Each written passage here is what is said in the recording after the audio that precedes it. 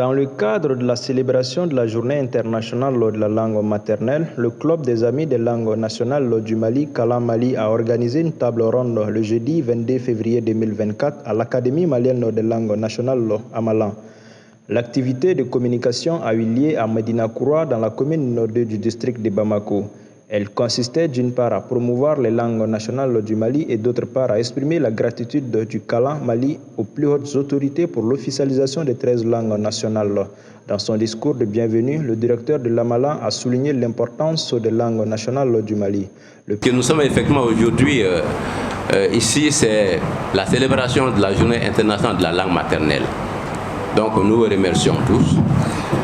J'ai dit également que la langue est un phénomène très important et dans la langue nous avons effectivement la parole. Alors sous le contrôle de mon ami professeur Omar Kamaraka, je dis que la parole est l'émanation de soi et non l'émanation d'une source extérieure. C'est comme une juxtaposition des galettes. Quand vous prenez une, il y a une autre effectivement qui se fait voir de façon orgueilleuse pour magnifier effectivement sa présence. Alors moi j'ai ajouté effectivement que la parole a 3 habillements essentiels.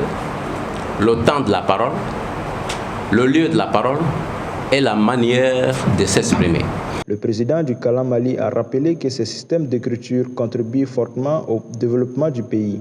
Ce système d'écriture peut permettre un développement du pays, peut permettre la révélation du patrimoine culturel, peut permettre de retrouver notre dignité.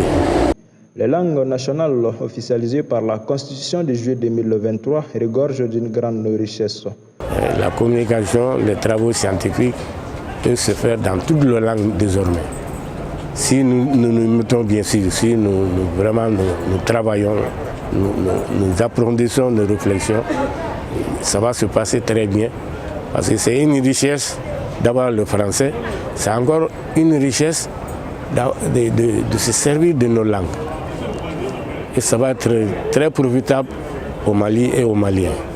Pour l'occasion, les 3 formes d'écriture, à savoir le Nko, le Massaba et le Tifina, ont été des thèmes débattus au cours de la table ronde. La rencontre qui a rassemblé plusieurs personnalités, dont des spécialistes de langue, a pris fin après des discussions constructives entre participants et conférenciers.